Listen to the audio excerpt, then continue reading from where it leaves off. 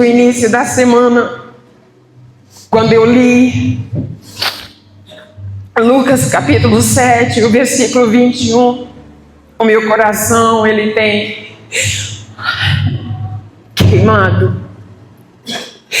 É o nosso texto de referência nessa noite. Lucas 7, versículo 21 diz: naquela mesma hora, Jesus curou muitas pessoas de doenças, sofrimentos e espíritos malignos, e deu a vista a muitos cegos. O tema dessa palavra de hoje é: Jesus continua curando.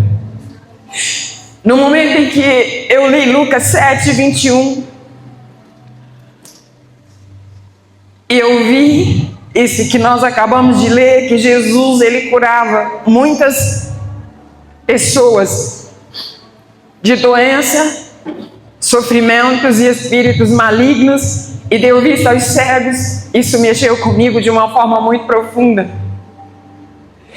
E eu confesso a vocês que eu passei aquele dia meditando, mas no dia seguinte eu não consegui avançar na minha leitura bíblica. Eu voltei para aquele texto, e ali eu já fiz o esboço da palavra que nós temos hoje.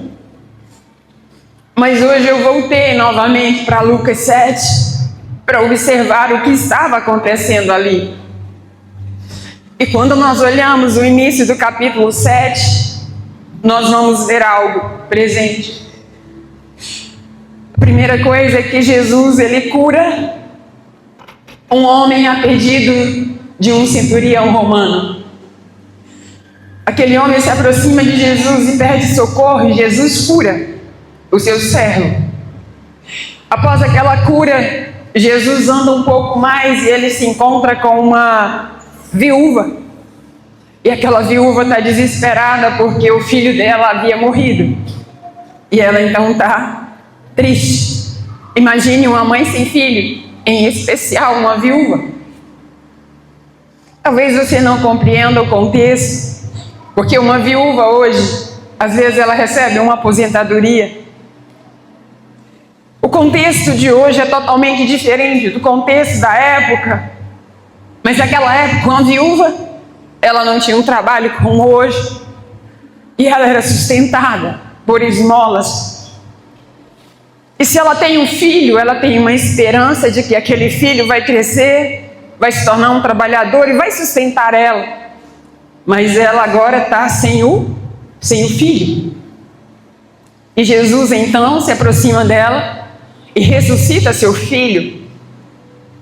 E logo em seguida, no versículo 18, diz que todas essas coisas foram relatadas a João pelos seus discípulos. Tudo aquilo que eles contemplaram, tudo aquilo que eles viram, eles saem e vai se encontrar com João. Ocorre que João não está num lugar confortável. João Batista está preso. João Batista está preso porque ele anunciava a verdade. João Batista, ele está preso e logo em seguida ele seria decapitado.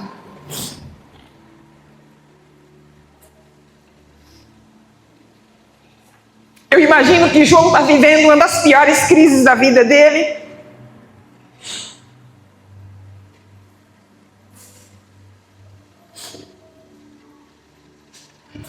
Talvez sem esperança, talvez sem saber o que fazer, talvez desanimado. Mas João Batista separa 2 dos seus discípulos e dizem: vai até ele e pergunta para ele: o Senhor é aquele de quem nós ouvimos falar? O Senhor é aquele que nós esperávamos? E o versículo 20 do capítulo 7 diz que quando os homens chegaram a Jesus, disseram: João Batista nos enviou para perguntar: O Senhor é aquele que estava para vir ou devemos esperar por outro? Naquela mesma hora, Jesus curou muitas pessoas de doença, de sofrimento e de espíritos malignos e deu a vista a muitos cegos. O versículo 22 diz que então Jesus respondeu: voltem, anuncie a João o que vocês viram e ouviram. Diga a João: os cegos vêem, os coxos andam, os leprosos são purificados, os surdos ouvem e os mortos são ressuscitados. E aos pobres está sendo pregado o Evangelho.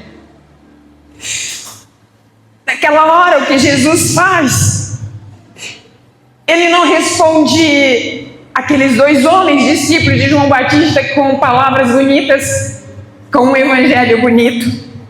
Não. Ele simplesmente age. Ele simplesmente age. E quando ele age, que foi o texto base dessa mensagem de hoje, aqueles homens são orientados a voltar e dizer a eles: é isso que está acontecendo aqui. Jesus respondeu com ação. Os milagres não eram apenas demonstração de poder, mas a manifestação de amor, da compaixão e da autoridade de Deus sobre todas as áreas da vida humana.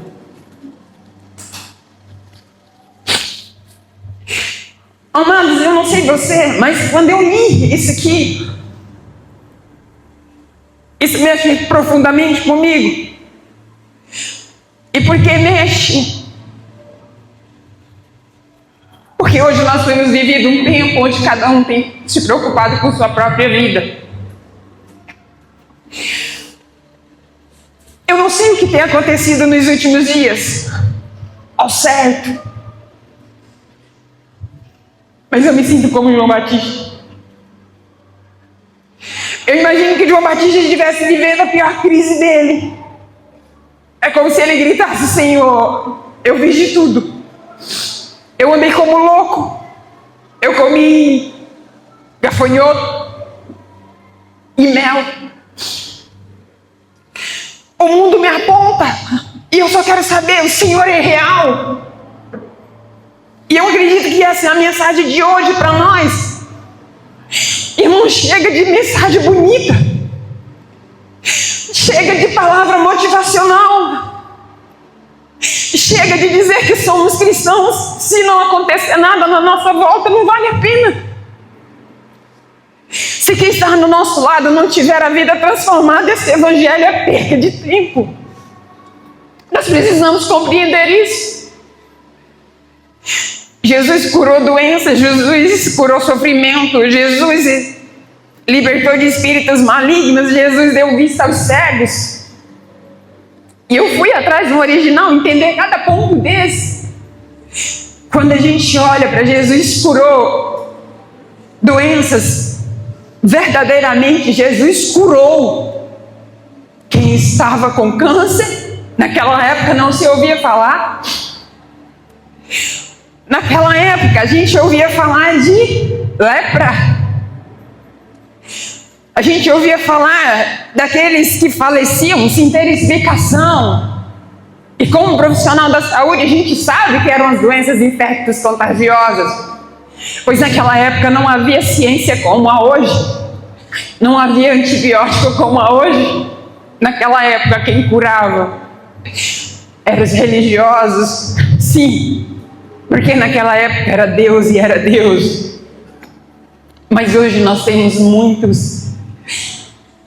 amparo. E talvez por causa disso, nós não temos recebido tanto da parte de Deus. Mateus 4:23 diz que Jesus percorria por toda a Galiléia, ensinando nas sinagogas, pregando o evangelho do reino e curando toda sorte de doença e enfermidade entre o povo. Mateus 8:3 diz: Jesus estendeu as mãos, tocou nele e disse: quero, você está limpo. E no mesmo instante ele ficou curado, né? Limpo. e curado de quê?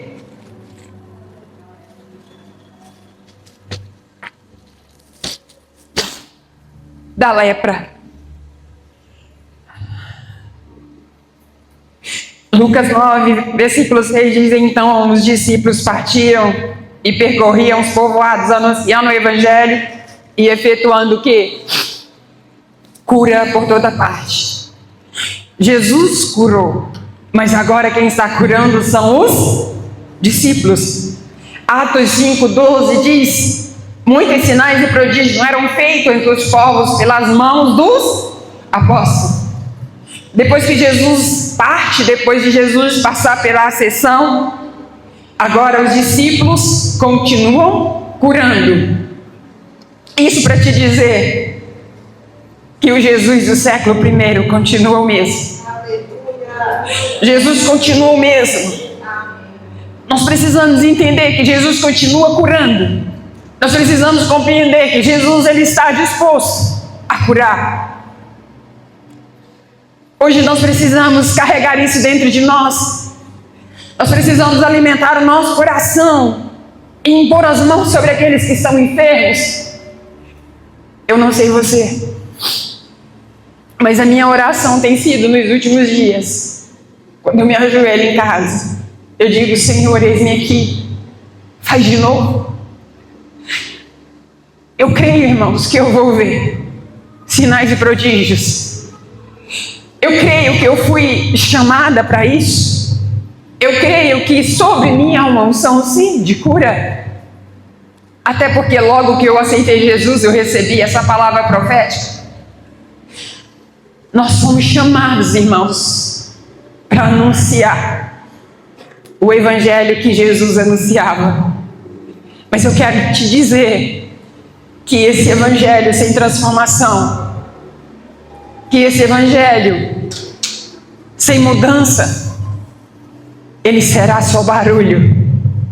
Mas aonde o reino de Deus é chegado, a transformação ela acontece, amém? Jesus curou sofrimentos. Mateus 9,36 diz que vendo as multidões, Jesus se compadeceu dela, porque estava aflita e exausta como ovelha que não tem pastor. Esse sofrimento aqui, irmãos, estão voltados para a dor emocional, para a opressão. Naquela época, talvez você não saiba, mas o povo não tinha vez, o povo não tinha voz. O governo da época era um governo carrasco. E as pessoas viviam à mercê daquele governo. Então havia muito sofrimento. Eles esperavam loucamente por esse Jesus, por o Messias. Essa é a razão pela qual João Batista pergunta: Senhor, é você? Ou nós ainda temos que esperar mais alguém?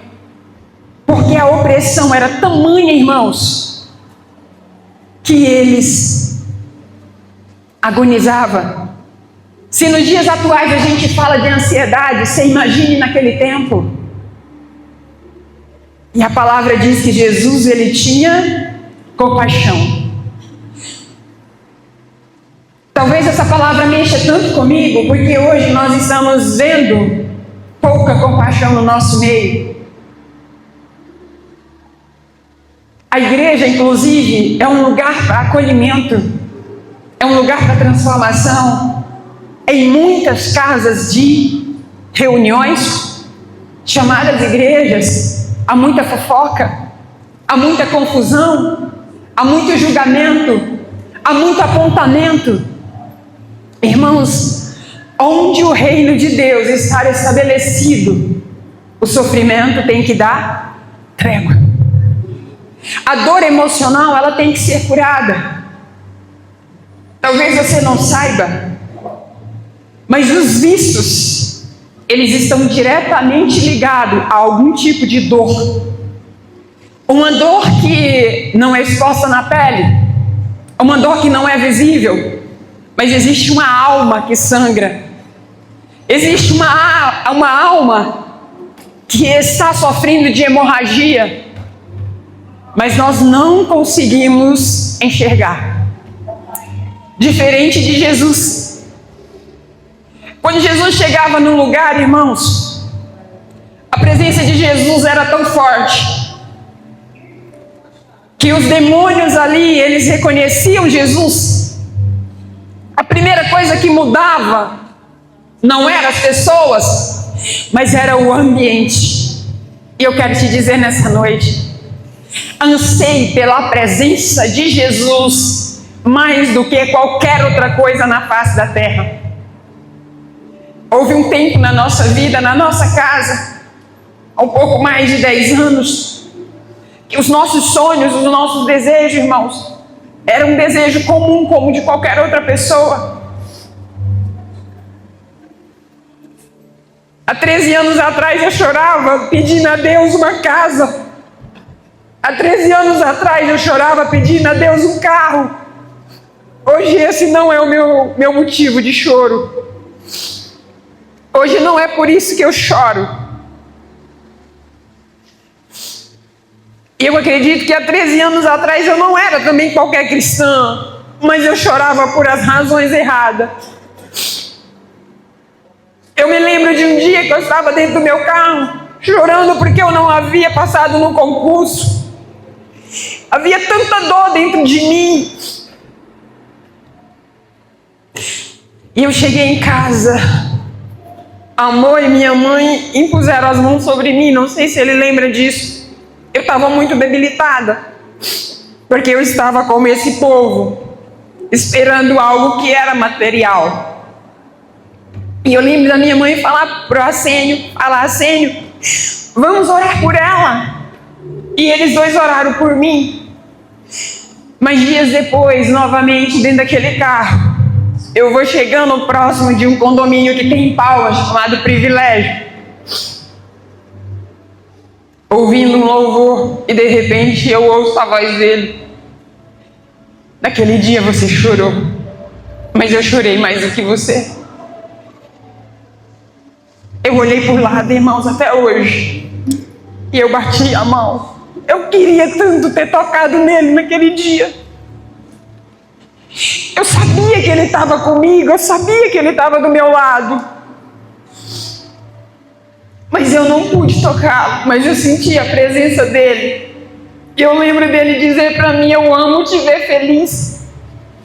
Eu estava com o som no último volume, cantando, agora alegre, feliz, e ele disse para mim, eu amo o jeito que você conduz a vida. Você encoraja tantos, Dilce. E naquela hora eu disse, Senhor, me perdoe por chorar por tão pouco. Aquela, sem dúvida, foi uma das experiências mais fortes que eu tive na minha vida. Ele me prometeu tudo, tanta coisa, e ele cumpriu. E ele me disse naquele tempo, Dilce, eu vou te dar uma casa, eu vou te dar um carro, eu vou te dar sua segunda filha, mas tu não será concursada para te saber que a tua esperança sou eu, que a tua segurança sou eu. Hoje, 13 anos depois, nós podemos dizer, temos uma casa, temos um apartamento, temos 2 carros na garagem, temos 2 filhas no nosso ventre, tanta coisa aconteceu de lá para cá. Mas não foi a força do nosso braço, foi o Senhor. E hoje o que nós mais sonhamos, irmãos, o que nós mais desejamos enquanto pastores, é ver a dor emocional das pessoas acabando. O que nós mais desejamos hoje clamamos ao Senhor é por ver vidas libertas. Senhor, o que nós mais queremos é ver pessoas que estão exaustas, que estão como ovelhas sem pastor, encontrar o pastor verdadeiro, que é Cristo Jesus. Esse é o clamor, esse é o desejo do nosso coração, porque a palavra do Senhor diz em Lucas 4,18 que o Espírito do Senhor está sobre mim para pôr em liberdade quem? Os cativos, aqueles que são oprimidos. Então hoje eu estou aqui para te dizer, Jesus continua curando. Ele cura aqueles que estão em sofrimento. Talvez você chegou aqui nessa noite cansado, sobrecarregado. A maioria das pessoas, irmãos, elas vão para a igreja e algumas elas vêm com tanta dor, com tanto peso, sente um pouco de alívio e vão embora. Mas quando elas chegam em casa, irmãos, elas se deparam com a dura realidade. Nós não podemos pregar a palavra que faz cócega nas emoções e não ter verdadeiramente a presença, porque é a presença que vai fazer a gente resistir à dificuldade, é a presença que vai fazer a gente resistir e vencer um vício, é a presença que vai fazer a gente ter força nos momentos mais difíceis. E a presença, existe tantas pessoas cansadas, sobrecarregadas, existe tantas pessoas que se perguntam por que eu estou vivo, existe tanta pessoa aí fora que você não sabe, que estão dentro da igreja e não suporta mais a própria vida. Eu escuto tanta coisa que vocês não imaginam, e eu não escuto de quem não conhece Jesus. A grande maioria delas conhece Jesus. A minha única oração é: Senhor, ok que o Senhor me deu habilidade e competência humana, eu sou limitada, mas o Senhor continua o mesmo. Jesus, Ele continua curando. Jesus continua trazendo cura, alegria, arrancando a exaustão que está dentro de nós, as dores da nossa alma deixada ao longo da nossa formação, principalmente na formação da nossa identidade, os sofrimentos invisíveis. Ele continua curando. E eu estou aqui nessa noite para te dizer: hoje é noite de cura, hoje é noite de restauração, hoje é noite de Jesus tocar em nós como nós nunca fomos tocados. O nome dele é poderoso. Aquilo que nós cantamos aqui é a mais pura verdade. Ele continua curando, mas ele não cura só a doença física, ele não cura só a doença da alma, ele continua libertando dos espíritos malignos. A Bíblia diz no livro de Marcos, no capítulo 1, versículo 24: então gritaram: o que você quer conosco, Jesus Nazareno? Você veio para nos destruir? Sei bem quem você é, o Santo de Deus. Disso, o que você está dizendo? Eu estou dizendo que nós precisamos carregar isso dentro de nós, esse Evangelho e a presença de Jesus, que é onde a gente pôr a planta do nosso pé. Os demônios que tiveram a volta, eles têm que ir embora. Mas é inadmissível que próximo da nossa casa tenha território dominado por Satanás. É inadmissível que no lugar que nós trabalhamos, demônios governem aquele lugar. Talvez você não escute falar tanto sobre isso, mas eu preciso te dizer: existe um reino espiritual. E o que mais acontece, se você for nos 4 cantos de Porto Nacional, você vai saber os lugares que são ofertados oferenças, sacrifícios a demônios, porque eles sabem que aonde eles governam determinados territórios, você não sabe o que acontece ali próximo. Talvez você nunca tenha ouvido falar sobre libertação e batalha espiritual, mas quando um demônio sai de alguém, ele está procurando outra pessoa para habitar. Quantas pessoas são mortas, irmãos, simplesmente porque estavam no lugar errado, simplesmente porque não tem temor ao Senhor. Infelizmente elas foram alcançadas na hora errada. Mas eu estou aqui para te dizer nessa noite que o desejo do nosso coração é que essa cidade ela seja totalmente liberta.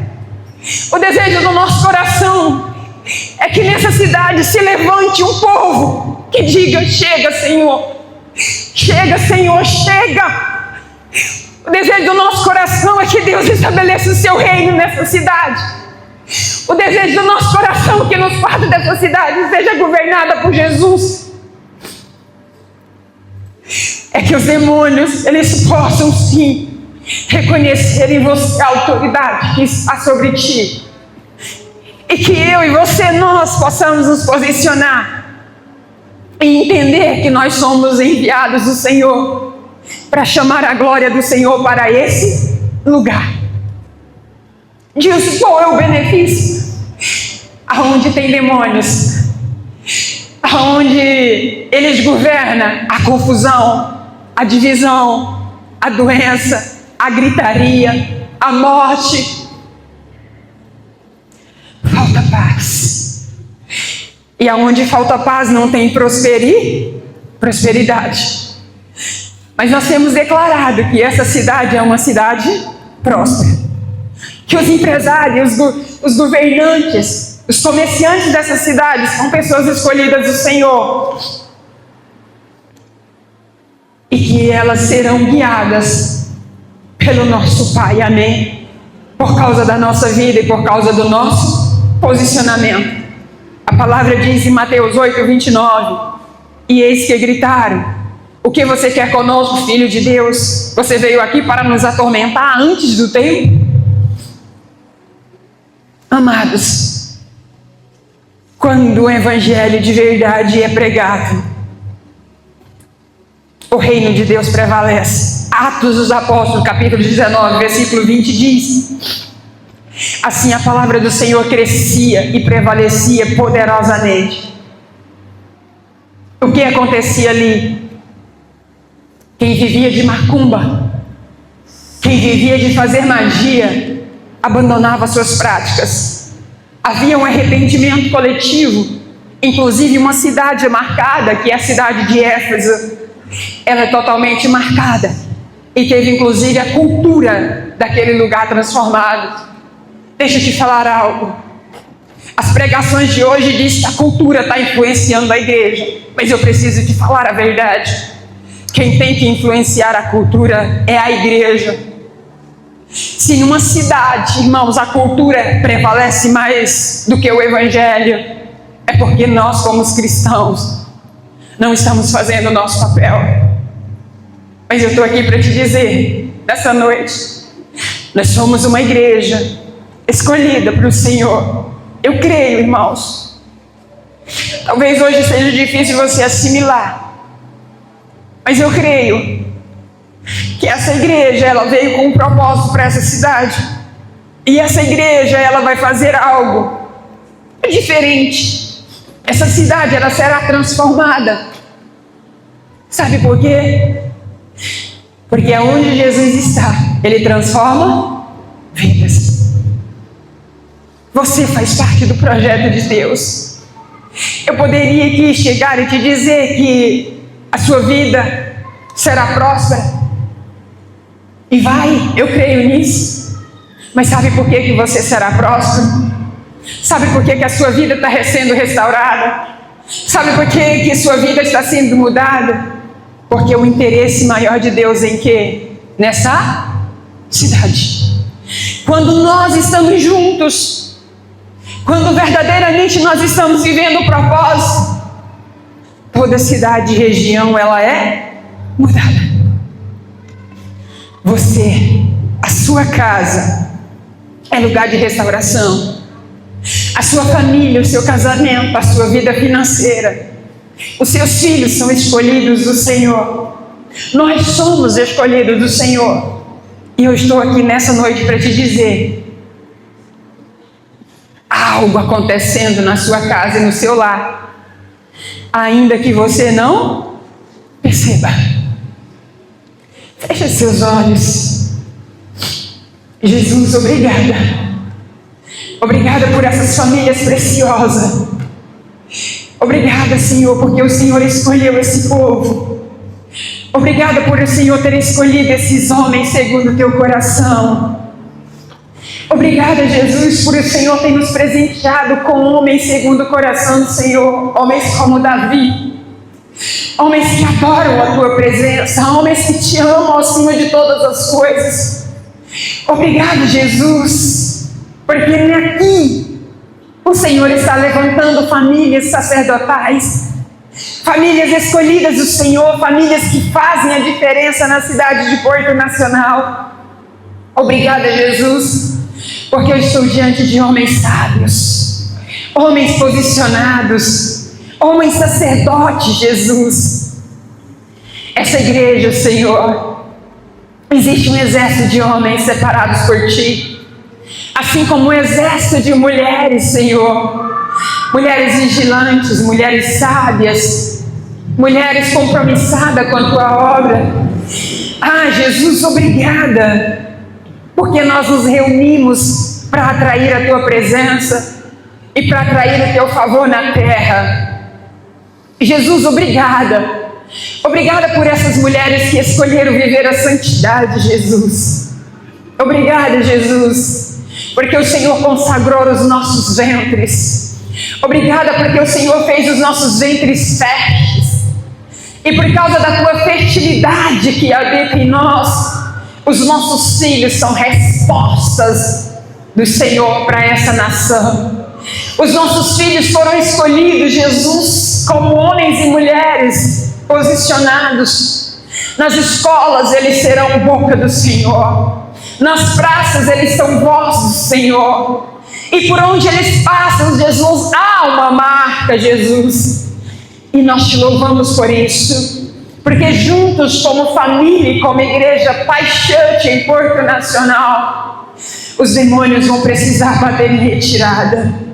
Ah, Deus, as autoridades malignas vão precisar sair, porque chegada a autoridade do Senhor sobre esse lugar, e nós Te louvamos por tudo que o Senhor está fazendo nas nossas casas, a paz, nas nossas casas a transformação, porque nas nossas casas o Senhor está. Amém?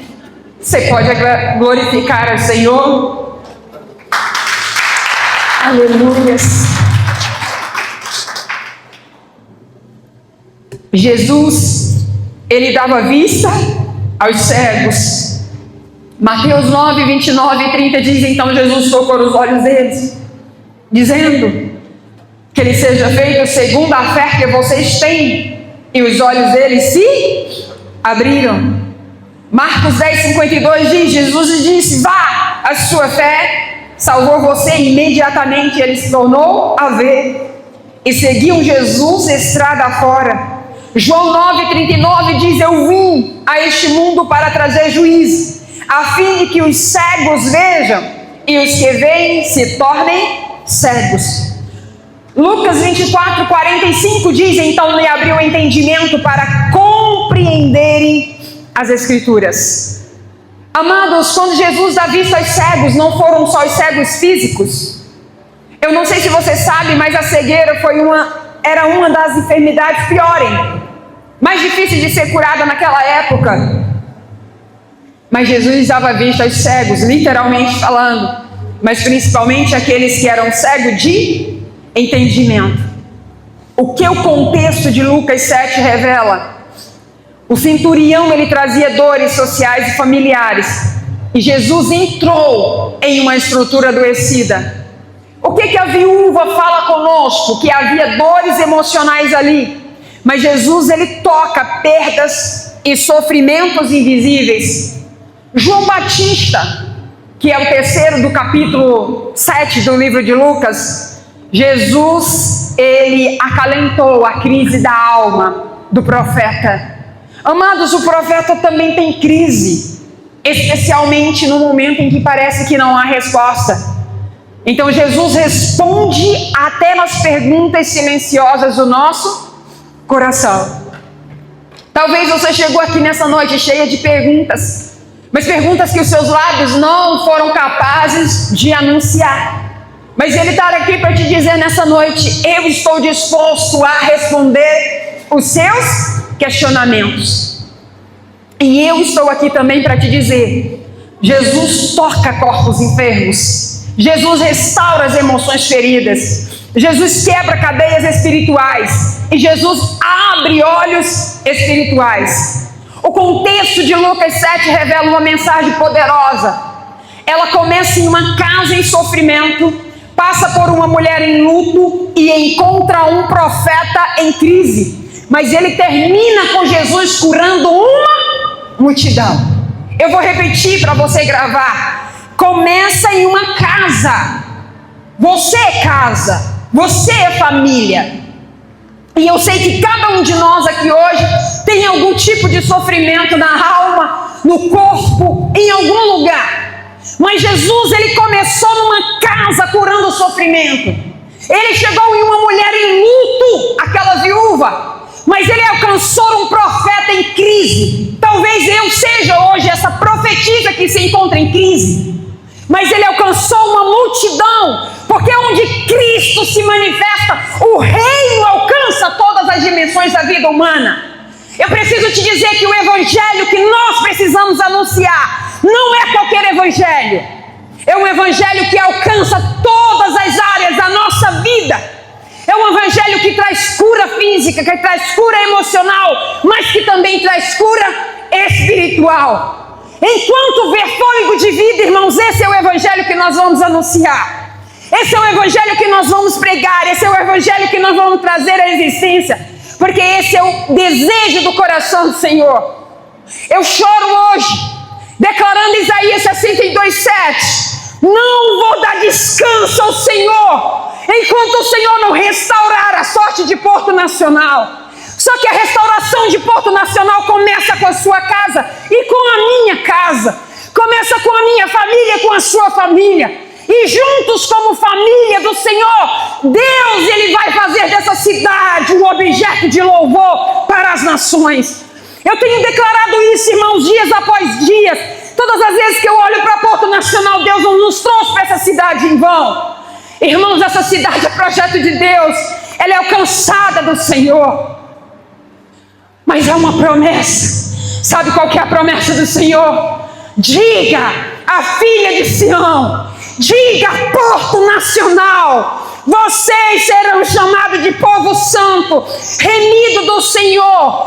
Vocês não serão mais procuradas e nenhuma cidade abandonada. E eu vou te dizer o que isso significa. Um povo santo é um povo separado, é um povo que carrega identidade, é um povo curado, é um povo que reflete o caráter de Cristo. Irmão, se não for para refletir o caráter de Cristo nessa cidade, não vale a pena ser pastor. Se não for para chamar à existência aquilo que os céus estão anunciando, não vale a pena anunciar o evangelho. Nós precisamos clamar todos os dias: Senhor, cuida de nós. Senhor, cuida dessa cidade, Senhor. Existe um povo nessa cidade, irmãos, que precisa ser resgatado.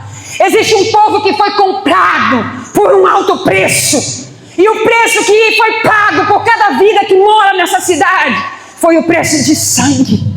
Jesus derramou o sangue dele na cruz por cada vida. Existem famílias hoje que estão abandonadas. Existem famílias nessa cidade hoje que estão sendo saqueadas. Mas a promessa do Senhor é: você será desejada, Porto Nacional. Você será visitada, Porto Nacional. Você será valorizada, Porto Nacional. Porque você é importante para mim. E se Porto Nacional é importante para o Senhor, é porque a sua casa, a sua vida importa para o Senhor. E há uma promessa do Senhor. A cidade que era abandonada, a cidade que era esquecida, há uma presença contínua. Há uma aliança do Eterno conosco. E há uma fidelidade divina. Você sabe o que acontece quando um povo se posiciona dessa forma? Eu pesquisei o máximo que eu pude, irmãos, para me trazer para nós a referência. Mas a maior referência que eu encontrei foi a Coreia do Sul. A igreja do Senhor, ela não é abandonada. Só vale a pena se reunir como igreja do Senhor se for para mudar indicadores, irmãos. Aonde Jesus passava, ele mudava territórios. Aonde Jesus passava, as cidades eram mudadas, eram transformadas. Irmão, não vale a pena ter tanta igreja nessa cidade e os indicadores educacionais serem péssimos. Não adianta ser igreja nessa cidade se não houver a redução de analfabetismo. A igreja, ela tem esse papel. Chega de ser uma igreja que só pede esmola. Chega de ser igreja que vai nos comerciantes pedir favor. Os comerciantes dessa cidade precisam nos reconhecer como autoridade. Os comerciantes dessa cidade, quando estiverem em crise, eles precisam recorrer até nós como homens e mulheres de Deus e dizer: ore por mim e põe a mão sobre o meu comércio. Faça com que a estratégia do céu seja colocada na minha mente. Irmãos, nós não conhecemos o poder de Deus. Faz vergonha pregar um evangelho onde os pastores vivem como mendigo, pedindo favores. Empresários, irmãos, que não aguentam mais tanta pidança. Deus quer levantar um povo diferente. Deus quer abençoar a sua vida. Deus deseja que você seja próspero. O desejo do coração de Deus é mudar a sua sorte. Eu não sei se você está entendendo, mas a palavra do Senhor para nós essa noite é: fim à escassez da sua casa. A sua conta bancária será diferente. A sua história familiar será transformada. Aonde havia confusão, haverá paz. Aonde havia briga entre irmãos, haverá paz. Haverá unidade, porque é chegado o reino de Deus.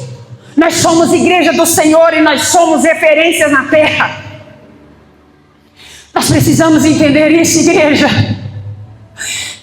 Você faz parte de um povo selecionado e escolhido para fazer diferença nessa cidade.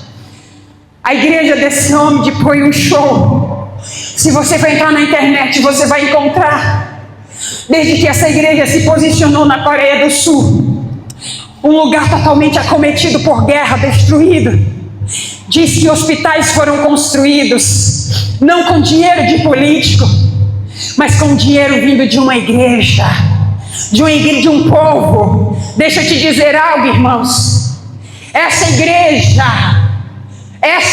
a Paixante de Porto Nacional, tem empresários fortes, tem funcionários públicos bem colocados, tem profissionais, sim, CLT bem colocado. Sabe por quê? Porque aonde está o povo de Deus e aonde verdadeiramente há o evangelho, há prosperidade.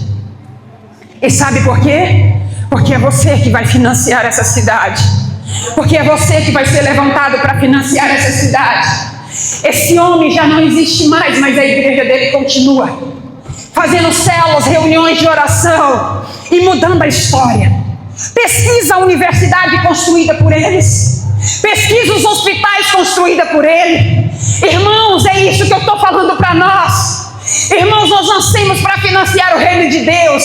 É a igreja do Senhor que tem sim que investir. Chega de colocar a esperança em político. Nós precisamos orar sim pelos políticos, mas nós precisamos entender algo. Deus quer mudar a nossa sorte e nos levantar para quê? Para que o lugar onde nós estamos seja um lugar totalmente diferente. Quando toma posse dessa promessa nesse dia, você é escolhido do Senhor. Vai ficando de pé. É chegado o tempo do Senhor nos levantar. É chegado o tempo do Senhor mudar a nossa história. É chegado o tempo, amados. O evangelho nunca foi só uma mensagem para levar pessoas para o céu. Cara, eu quero te dizer algo nessa noite. Tem uma imagem que eu quero te mostrar. O evangelho não é só sobre pregar uma palavra e dizer que as pessoas vão para o céu e quem não serve a Deus vai para o inferno. Não é esse tipo de evangelho que nós estamos para pregar. Nós estamos aqui para acolher os que estão em sofrimento. Nós estamos aqui para dizer: Jesus continua curando. Nós estamos aqui para dizer: Jesus continua operando milagre. Nós precisamos adentrar as casas dessa cidade, irmãos, e cadeias serem quebradas, cair por terra toda espécie de enfermidade. Aonde há escassez, ela vai ter que ir embora. Sabe por quê? Porque é chegado o reino de Deus. Aonde o evangelho chegar, tem manifestação do reino, capaz de transformar pessoas, casas, cidade e atmosferas inteiras, irmãos. Há algo que eu preciso te mostrar. Há algo que eu quero te mostrar nessa noite, irmãos. Ah, Jesus. Há um sonho dentro do nosso coração. Há um sonho dentro do nosso coração. Hoje eu mandei para os meninos, eu achei que eu tinha projetado a imagem. Deixa eu te dizer algo. Algo no nosso coração, uma igreja forte nessa cidade. Há algo que eu preciso te dizer nessa cidade. Há algo que eu preciso dizer para você nessa noite, nessa cidade. Essa igreja, ela se levanta como resposta de Deus. Talvez há anos Deus espera que alguém se levante em Porto Nacional para estabelecer o seu reino. Nessa cidade, irmãos, nós vamos sim ter hospitais. Nessa cidade, hospitais com tudo. Somos nós, escuta, igreja, o que eu estou te dizendo. Nós vamos chegar no hospital dessa cidade e dizer o que vocês precisam de nós. O quanto é que vocês estão precisando que nós vamos financiar. Nós vamos dar tratamento digno. Nessa cidade nós vamos ter quadra de esporte. Nessa cidade nós vamos ter aulas, irmãos, para as crianças que estão aí nas favelas, que estão nos cantos, que elas estão aí sujeitas a entrar no tráfico de droga. O Evangelho de Deus vai trazer transformação. É o Evangelho do Senhor. E eu quero te dizer nessa noite, o Senhor conta comigo e com você. O Senhor está contando conosco.